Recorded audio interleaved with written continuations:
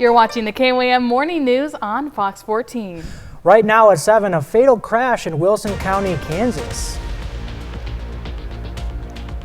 Also, a Columbus house burns to the ground in an early morning fire, but the homeowner and pet dog escaped safely.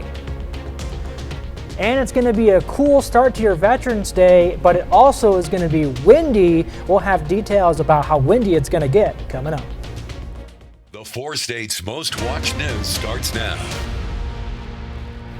Good morning and welcome to the KOAM Morning News on Fox 14. I'm Samantha Walker. I'm Donna Lukeev. Good morning. Well, it's 7 o'clock on this Tuesday morning, also Veterans Day morning. Yes, definitely. I mean, it really is a good day to appreciate the veterans that we have in our families or around us. I always like to call my family that have veteran status and just say thank you for their service. Yeah, it's so important to recognize those who give. And talking about giving, the familiar sound of ringing bells is going to be returning to storefronts across the area. The Salvation Army kicked off its Red Kettle season yesterday by also saying thank you to some of last year's volunteer standouts. KOAM's Ty Parks has that story.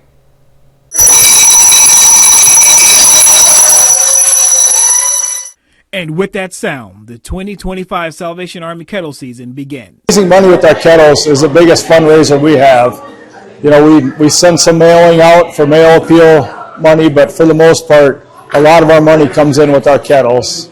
Our goal this year is $152,000 just for kettles alone. Our overall Christmas goal is $350,000. The fundraising drive comes at a critical time as the local need continues to grow. We've seen an increase, especially in the last couple months here, of people needing help. You know, we've been averaging well over 100, sometimes up to 150 phone calls a day of people seeking assistance. At the heart of the Red Kettle campaign are the bell ringers. During the kickoff event, they recognize volunteers who have made exceptional contributions to the cause. One group of volunteers they thanked was the Carthage wrestling team. It just shows how people can all come together and really help when they see people need help. We'll be out there with speakers and everything, and people will be smiling and seeing us. It's really a good time just bringing everyone together. You know, for a lot of people, it's not Christmas without seeing them Salvation Army bell ringers in front of the stores. You know, we hear that all the time. People saying, now we know it's time to buy my Christmas presents. You know, and it's just a good way of celebrating Christmas with your family too, is ringing the bell. Thank you so much. In Joplin, Ty Parks, KOAM News. That helps, really does. There are still several spots open for bell ringers. If you would like to volunteer, you can find the information on our website at KOAMnewsnow.com. Well, I know we also have our media bell ringing challenge coming up a little bit later. But that's when we compete against KSN and KODE as bell ringers, you know, trying to see who can earn the most money for Salvation Army. So I know that's going to be an exciting time as well because it's such an important cause and it's a great way to give back. It definitely is. I mean, you can really start to feel the holiday season when you start seeing those Salvation Army bell dingers at any of like the stores and things. So I try to donate when I can. And also, the temperatures is not feeling completely like fall or maybe even holiday season right now. We're starting to warm up a bit. Let's take a look at downtown Pittsburgh right now. You can see the sunrise starting to come up. We definitely did feel some holiday-like temperatures over the weekend, but we're starting to warm up again. And you can see the sunrise is eventually going to be bringing in some nice warmer weather for today, but we are going to be seeing some windy weather as well. So 7th and Rangeland, you can see actually the clouds are starting to build in. Those will build in through the morning and then start to dissipate by the early afternoon.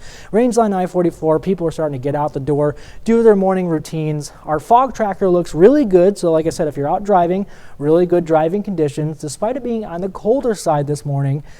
Upper 30s, now finally hitting about 40 degrees in Veneta, so still slowly warming up. The feel like temperatures, you're going to need a jacket because it still feels like it's below freezing across most of the area.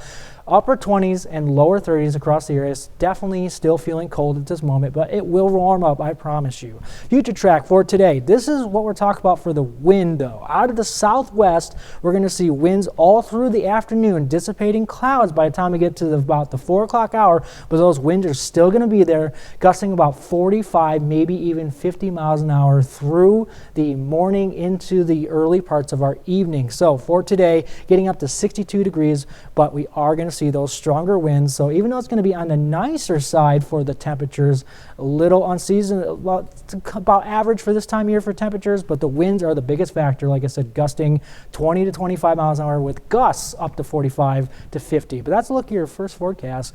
Another check your forecast coming up. Thanks, Donald. A crash involving a semi in Wilson County, Kansas, claims the lives of 2 adults and a child. It happened west of Neodesha at the intersection of US 400 and Granby Avenue yesterday. The Highway Patrol says a westbound car failed to stop at a stop sign and was hit by a northbound semi-truck. 3 people in the car died in that crash. They are Adam and Kylie Brooks, both age 21, and 2-year-old Cohen Brooks, all from Neodesha. The semi-driver was not hurt. Yesterday, firefighters responded to an early morning house fire in Columbus. The call came in just before 2. Crews fought the fire as well as hot spots for about 3 hours. While authorities say the residence was a total loss, both the homeowner and the dog made it safely out of the house. Preliminary investigations suggest a wood stove in the garage caused the fire. Kansas Congressman Derek Schmidt says the House could vote as soon as midweek on a Senate spending bill, a move that could finally end the government shutdown. KOAM's Blake Goley sat down with him to talk about the timeline and the impact on 4-state families. For over a month, the federal government shutdown has put pressure on workers and families, from senior citizens and veterans to those relying on SNAP benefits. Congressman Dirk Schmidt says House leadership is preparing to act on the pending bill, but the exact timeline depends on when the Senate's paperwork reaches their chamber. It could be immediate, could be a few days. I'm currently planning on headed back tomorrow, the evening of Veterans Day. That way I'll be sure to be there for Wednesday or Thursday. Most likely now it looks like a House vote Wednesday or Thursday. The congressman also discussed rising health care premiums. It's an issue that prompted Democrats in the Senate to vote against the spending bill. Schmidt says he's reviewing new ideas that could lower costs by shifting how federal dollars are used. It's an idea to try to take the money and instead of subsidizing the insurance companies directly, use it to empower individuals to make more of their care choices. That can inject some market forces that can maybe go toward dealing with the underlying healthcare costs. And for some people, it could actually be better off because you'd be able to cover things like copays and deductibles or out-of-pocket costs that otherwise exist. So a lot of ideas, just need to get to yes on something. Schmidt says he'd like to see House Democrat support for the spending bill, but as Republicans have enough votes to move forward without them. Blake Gully, KOAM News. You can hear more from Congressman Schmidt in his fullest sit-down interview with Blake Goley. That's on our website, KOAMNewsNow.com. And those are our top news stories this half hour. Coming up next, we have Blake Wooten and Megan Wooten from 4-State Reptile in the studio to talk about the upcoming expo. Well, welcome back. I'm joined with Blake and Megan Wooten to talk about the 4-State Reptile Show coming up. We also have some special guests this morning as well, it seems like. Yes, this is Sisu, our roughneck monitor, also known as a Dumerals monitor. And then we also brought Lucy, our ball python.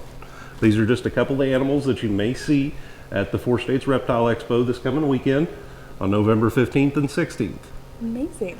Can you tell us a little bit about what the expo is going to look like for those who've maybe never been before? We've got about 35 different vendors. Basically, you're going to have vendors from all over the 4 states that have everything from enclosures to reptiles, different breeders, art, different things like that, all inspired by kind of the reptile community. Amazing. So is this going to be a great event for people who have reptiles or maybe those who are interested but don't have one themselves? A little bit of both. It's a great outing to kind of get out with your family and stuff, take the kids, get to see some things you won't get to see normally in the 4 states. And then we also have Calais peculiar cabinets that'll be there doing animal interactions and things like that. Oh, how fun. So how long have you guys been holding this expo here in Joplin? This will be our second expo. We plan on trying to start doing it as an annual or biannual deal where we do it at least once, if not twice a year. Perfect. How's the turnout been so far for these? Very good. Last time we almost had about 600 or 700 people show up. This time we're expecting to hopefully have about twice that.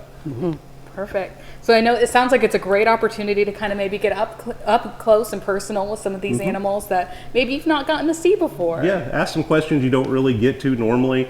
Get closer to them than behind some glass at a zoo or something of that sort. And another thing that's also nice with them is you get to talk directly with the breeders that have hands-on experience dealing with these animals every day. Incredible. So when and where is this that's going to be? It's going to be in Neo Show, November 15th and 16th at the Newton County A&M Fairgrounds. You can go online to fourstatesreptileexpo.com and purchase tickets and things, or we'll be selling tickets at the door. Perfect. And how much are tickets running? General admission is going to be $10. Kids are going to be $5. And we also have a VIP, which gets you in both days, that is $15. And VIP starts at 9 a.m. on Saturday. Perfect. Well, it sounds like it's going to be a great event, especially if you have maybe some kiddos at home that love, you know, some of these snakes and lizards and whatnot, to kind of get to see some of these that you may not see every day. Yes, for sure. They're definitely going to be an experience you don't get to see usually in this area. Perfect. And let me tell you, these guys here are really cute, so it should be a lot of fun. Yeah. Perfect. And just one more time for those at home who maybe didn't catch it the first time, where's that website they can go to grab that information? It is at www.fourstatesreptileexpo.com. Perfect. Well, thank you so much, Blake and Megan, for joining us. We'll be right back. Thank you. Well, those reptiles really do like baking in the sun. We sure do as well. We can see the sun starting to pop up now in downtown Pittsburgh. There is some clouds. Those will start to increase a little bit through the morning, but it is still on the cooler side. You can see 7th range line. There's the clouds. They're going to start building their way in through the morning, but those will start to dissipate by the time we get to early afternoon. Range line I-44 from my MoDOT cam. People are out doing their morning routines, getting their morning coffee, which is definitely needed at this moment. But right now, our fog tracker looks really good. There is no fog out there. So driving conditions are looking really good at this moment. But like I said, we're going to need some coffee to start off our morning to warm ourselves up, but it is going to warm up through the day. And let's talk about why. There is a high pressure system way over by Jackson, Mississippi that's actually bringing up some south winds that are going to warm up through the day and through the rest of the week. So definitely going to start enjoying that warmer weather by today and through the rest of the week. But however, along with the warmer weather, we're also seeing some winds associated with this nice weather that we're having, because the temperature change and the pressure change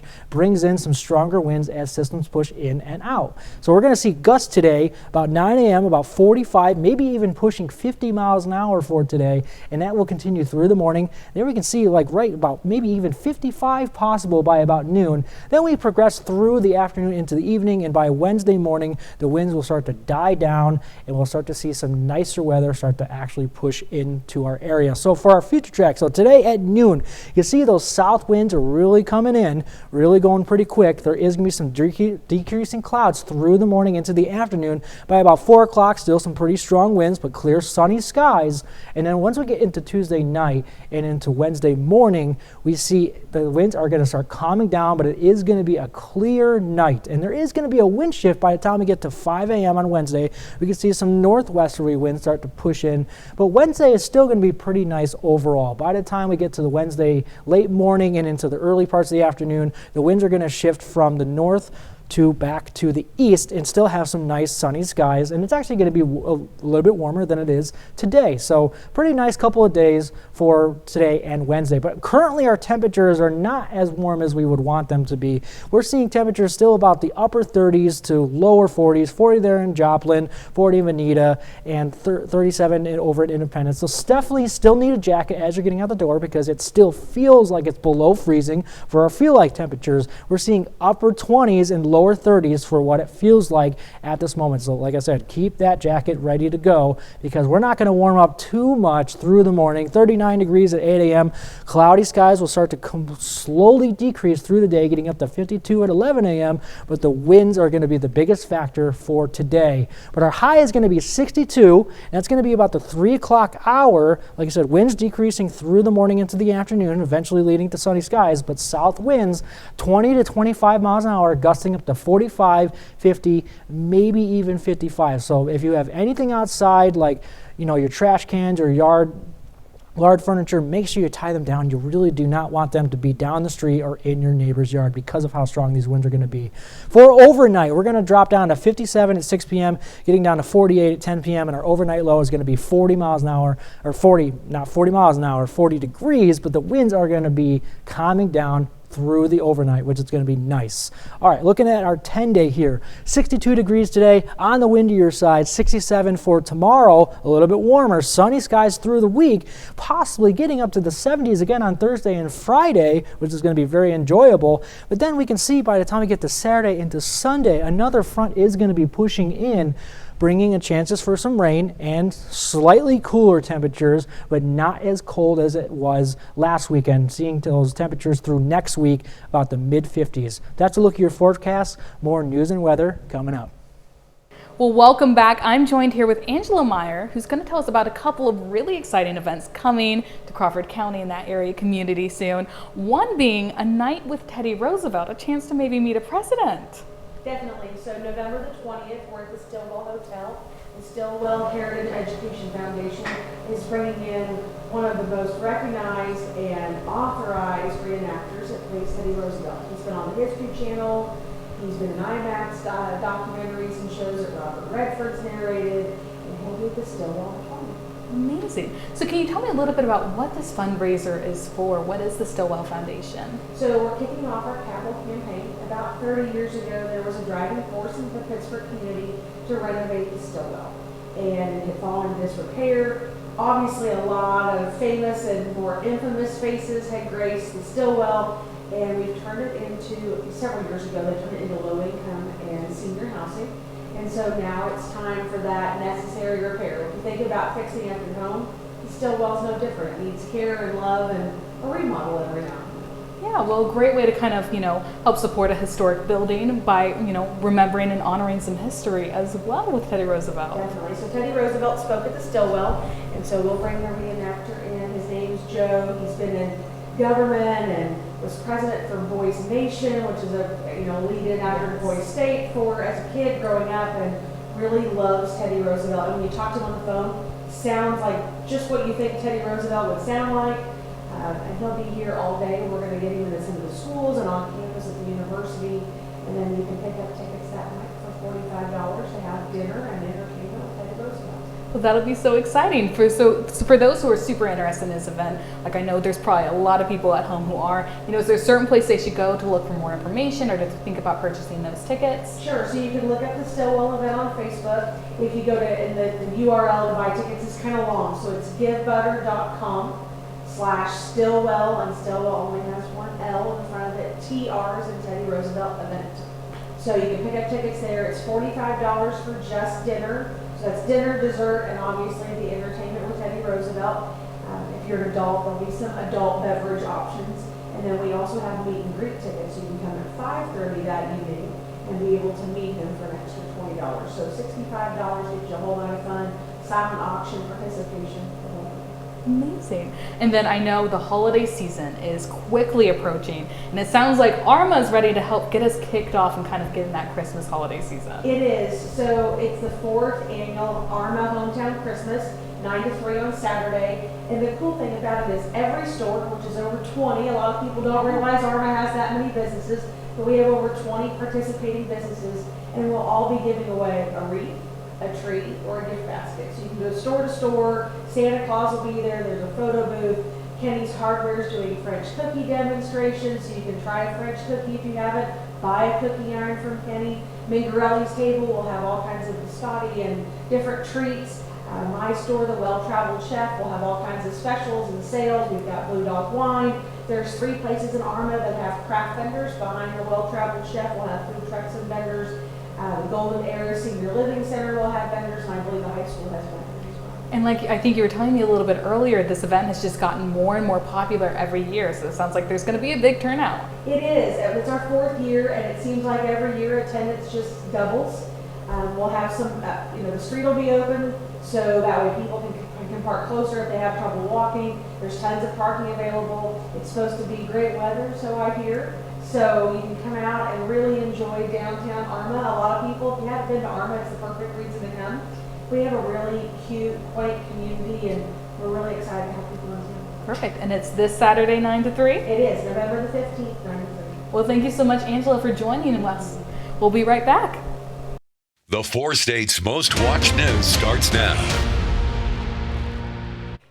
Welcome back to the KOAM Morning News on Fox 14. It's currently 7:29. I'm Samantha Walker. Much of the U.S. is facing a frigid cold air mass, while an early snow has already blanketed parts of the Midwest and Canada. Lake-effect snow covered the streets of Chicago and even partially obscured the city's famous skyline. Heavy snow made driving treacherous in parts of Illinois, while Toronto saw its first major snow of the year over the weekend. Snow in November is beautiful. It means that the winter is coming. Canadian winter is a snowy winter.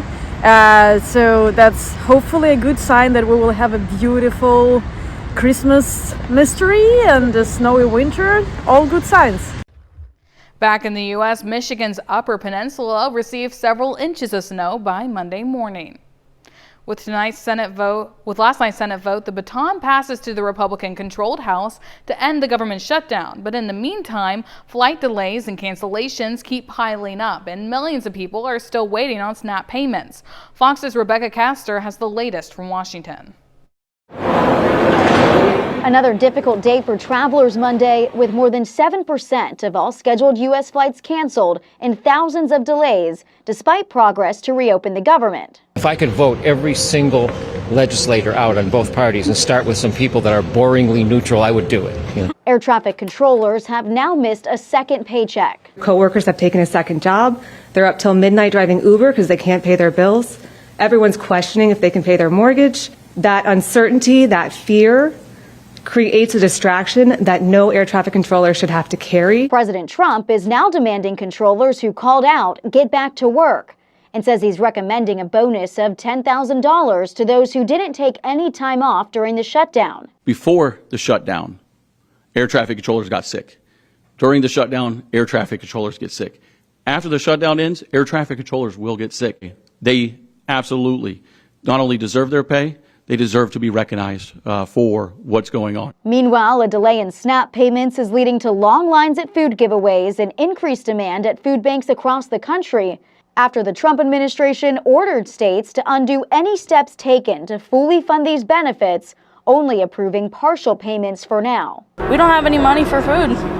We are out and we've got 2 kids to feed, so that's just what it is.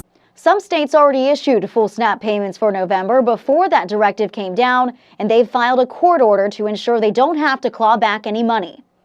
In Washington, Rebecca Castor, Fox News. Now here's Donald with a look at your forecast. Even though it was cold over the last couple of days, we're lucky that the snow in our area held off. But we are looking at a more warmer trend coming up this week. Looking at downtown Pittsburgh, the sun's starting to come up, starting to see some colors. There is some lingering clouds that will be there through the morning. 7th and range line, you can see those clouds starting to push in. And then range line I-44 from our MoDOT camp, people are starting to get out, do their morning routine. And our fog tracker looks really good. So like I said, if you're out driving to work, it's really good driving conditions. Even though it is on the colder side this morning, our current temperatures are seeing upper 30s to low 40s. You got 41 in Miami, so 41 in Joplin, or 40 in Joplin, so not too cold as we're getting out, but you're still going to need a jacket because those feel-like temperatures are definitely still feeling like below freezing. We have upper 20s to lower 30s across most of the area for our feel-like temperatures.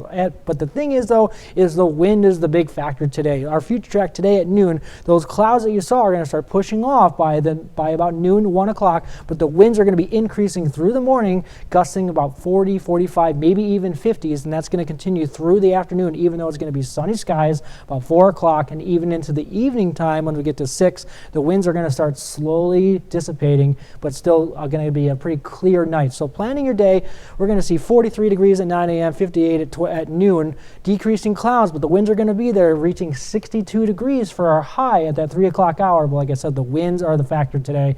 20 to 25 miles an hour, gusting up to 45, maybe 50. But I'll have your full forecast coming up.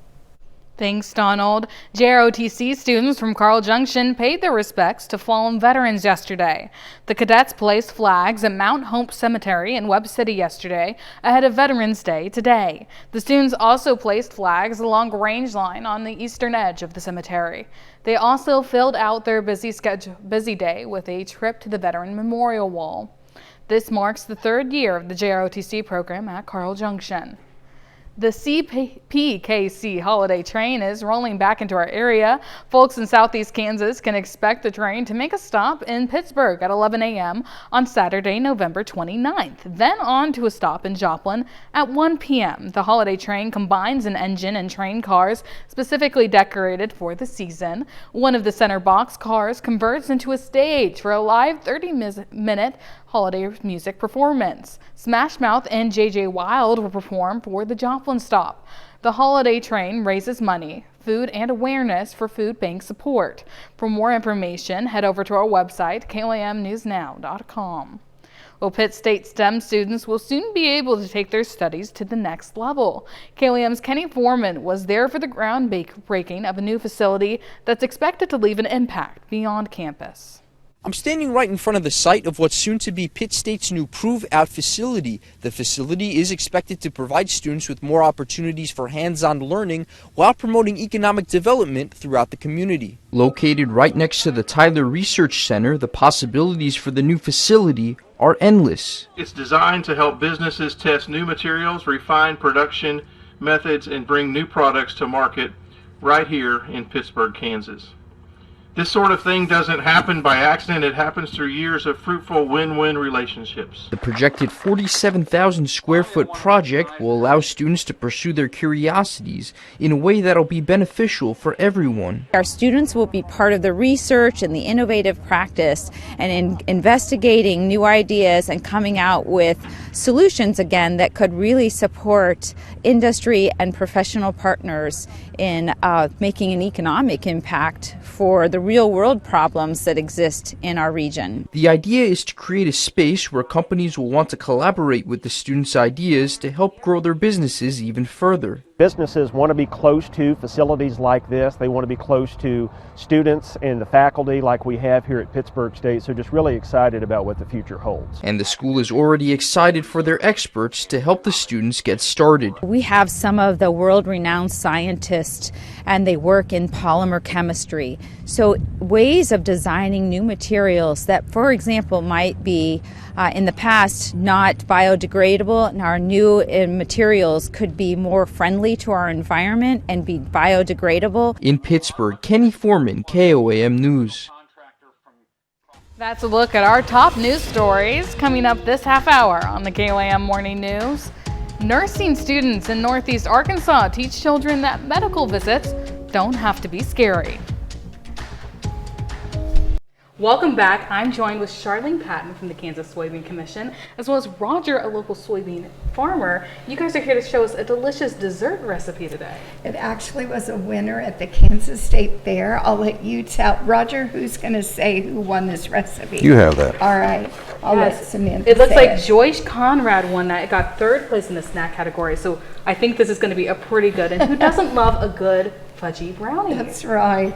And you know, if you're doing a dessert buffet for the holidays, this would be a fun addition to do.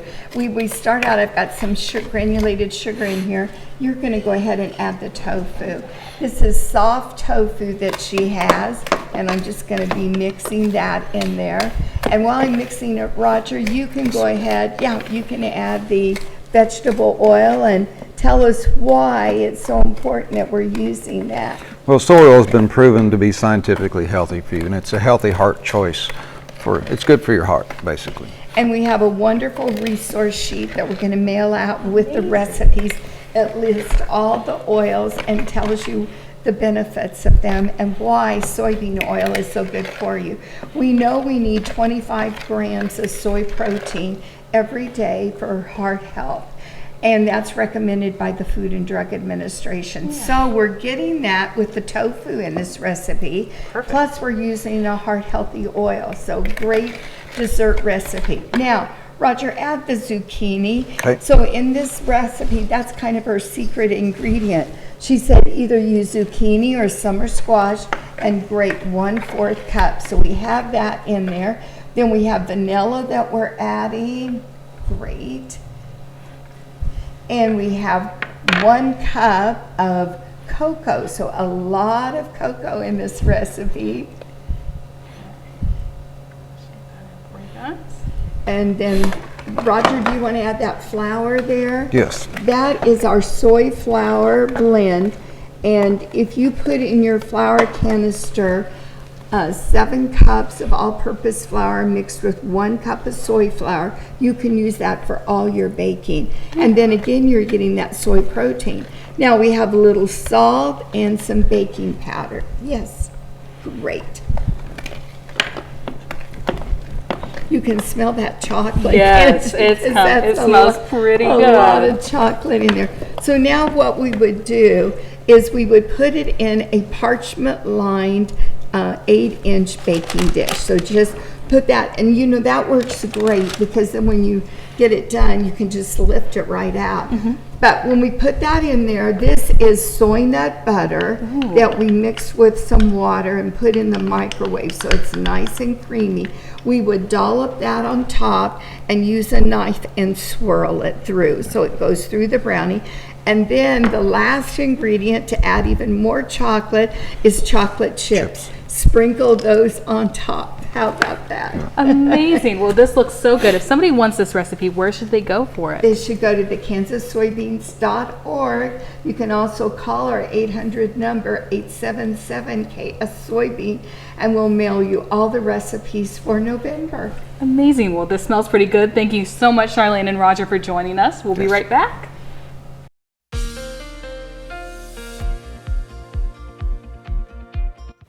Well, it's going to be a pretty cool morning as you're starting your day looking at downtown Pittsburgh. You can see clouds are starting to build in this morning, and that will continue through the morning into the early parts of the afternoon. 7th and Rangeline, you can see those clouds start to build in. But it is on the cooler side as you're waking up. Rangeline I-44, people are starting to get out the door, do their morning routine. Not too bad, despite it being on the cooler side. Our fog tracker has it pretty good right now as you're driving. No fog out there, so that's a good thing. It's just the temperatures are slowly warming up. Let's talk about why we're going to see this warming trend today and through the rest of the week.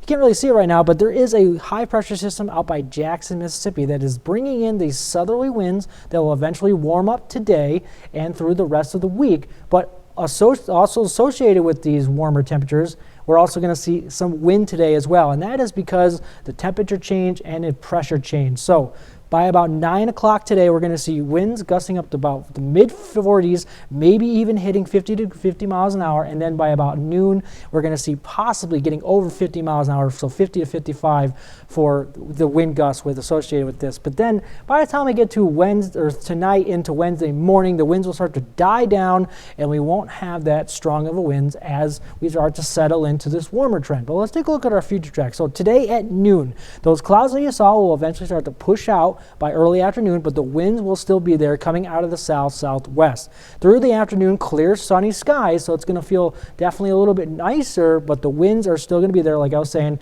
gusting 40, 45, maybe even 50 degrees. But by the time we get to Tuesday night into Wednesday morning, still clear skies overnight, but the winds start to die down by about 5 a.m. tomorrow morning. And we notice a wind shift. We notice some winds coming out of the northwest and also the south. So a little bit of wind mixing there, but it's still going to be a pretty overall nice day for our Wednesday. Sunny skies through the morning until we get to about noon. We're going to notice a little bit more of a wind shift. Now we're going to see the winds start coming out of the east. But through the afternoon on Wednesday, still sunny skies, and then by the time we get to the afternoon into the evening, the winds come out of the east and will start eventually switching back to the south Wednesday overnight. So today and tomorrow are going to be starting that warmer trend. But right now our temperatures are upper 30s and lower 40s for most of our area. 43 there in Miami, 40 in Joplin, 40 in Fort Scott. So definitely still feeling pretty chilly at this moment. You're definitely going to need a coat as you're getting out the door. Our feel-like temperatures are no better. We're seeing still some temperatures below freezing as what it feels like outside. So up lower 30s to mid 30s for the feel-like temperatures. But starting your day, 39 degrees, 8 a.m., mostly cloudy skies, windy conditions through the morning, 52 degrees at 11 a.m., and then we're going to warm up to that 62 degrees about the 3 o'clock hour. But the winds again, like I said, 20 to 25 miles an hour, gusting up to 45, maybe even 50 plus. Overnight low is going to be 40 degrees, clear skies. We're going to slowly, gradually cool down, 57 at 6 p.m., 48 at 10 p.m., but the winds are going to die down through the evening. And let's look at our 10 days. 62 for a high today, warming up to 67 degrees on Wednesday, possibly seeing those 70s return Thursday and Friday, but then another front's coming through this weekend, possibly bringing in some rain and another cool down. That's a look at your full forecast. More news and weather coming up after the break. Glenn Powell is back in action in a new take on Stephen King's The Running Man, with The Hunt beginning in theaters this Friday. Here's Fox's Ashley Dvorkin with a preview. It's the biggest show in the country. Glenn Powell fights for his life in the high-stakes thriller The Running Man. He plays Ben Richards, a father who risks everything by entering a deadly game show for one last chance to save his sick daughter. I didn't really anticipate how much punishment you take on an action movie like this, but he's a great character, one of the things I wanted to do when we were prepping for it is just make him a tank, make him be able to take all the abuse that he receives in this movie. And I think he's got that underdog spirit that we all sort of root for. The film is a fresh take on Stephen King's 1982 novel, which first hit the big screen in the 1987 cult classic starring Arnold Schwarzenegger. I had actually read the original novel as a teenager before I'd seen the Schwarzenegger film. So I was aware as a Stephen King fan that there was another movie to be made from the same source material. It's much closer to the original Stephen King book. We got to show Arnold Schwarzenegger the movie. Arnold loved the movie. And one of the things that he even highlighted was the fact that, they really didn't get to put Stephen King's book on screen, where we get to really kind of honor what Stephen King wrote initially, which is kind of taking this journey out into the real world where the entire world is hunting one guy. And when it comes to survival, we asked the cast how they play the game. What I would do to survive is just go into the wilderness and hide. Go to the top of a mountain, go into the ocean, bring a fishing rod, and just try your best to get completely far away from people. I don't know how I'd do. I don't know how I'd survive necessarily, but all I know is that sometimes making a movie like this, an ambitious movie like this, feels like you're on The Running Man a bit. In Hollywood, Ashley Dvorkin, Fox News. Sounds like it'll be an interesting watch. Here's Donald with a... And it is a cool, cold start to our morning. We will warm up to the lower 60s today, but the biggest factor is the wind. We're going to see winds out of the south gusting up to 45, maybe 50 miles an hour. But the warmth, we are going to see a warmer trend by the later part of this week. More news and weather coming up after the break. This is your Wake Up Recap for November 11th, your top stories to start your day. A crash involving a semi in Wilson County, Kansas claims the lives of 2 adults and a child. It happened west of Neodesha at the intersection of US 400 and Granby Avenue yesterday. The highway patrol says a westbound car failed to stop at a stop sign and was hit by a northbound semi-truck. 3 people in the car died in that crash. They are Adam and Kylie Brooks, both age 21, and 2-year-old Cohen Brooks, all from Neodesha. The semi-driver, the semi-driver was not hurt. Yesterday, firefighters responded to an early morning house fire in Columbus. The call came in just before 2. Crews fought the fire as well as hotspots for about 3 hours. While authorities say the residence was a total loss, both the homeowner and the pet dog made it safely out of the house. Preliminary investigation suggests a wood stove in the garage caused the fire. That's a check of today's Wake Up Recap. And it's going to be a slightly warmer day today. As you can see, we're going to get up to the lower 60s, probably about 62 about the 3 o'clock hour. But the main story is that it's going to be windy today, gusting up to 40, 45, maybe even 50 miles an hour through today, even though it's going to be sunny. But a warm trend is coming by the end of our work week before another front comes in and possibly brings in some rain on Saturday night into Sunday, cooling things back down into the 50s, and more fall-like weather is ahead of us. But let's enjoy this nicer weather that's coming by the end of this work week. Well, sounds great. Thanks, Donald. Well, medical students in Arkansas help kindergartners overcome their fear of doctors through a teddy bear clinic. Students from the Northeast Arkansas Career and Technical Center teach children what doctors and nurses actually do. The kids get to wear medical gear and use stethoscopes on their stuffed animals at different stations. The program helps nursing students learn patience while showing children that medical visits don't have to be scary. Well, that looks just absolutely adorable, and I'm sure it really does help. I think that's such a great thing to do for kids. Just, get to learn the medical field, but also just have like a teddy bear. And I wonder if they get to take the teddy bear home after they're done with that. Because, it's just such an amazing thing that people are doing out there with that kind of thing. So. Yes, definitely. Well, thank you so much for letting us put the good in your morning. We'll be back with more news and weather at noon. Have a great rest of your morning.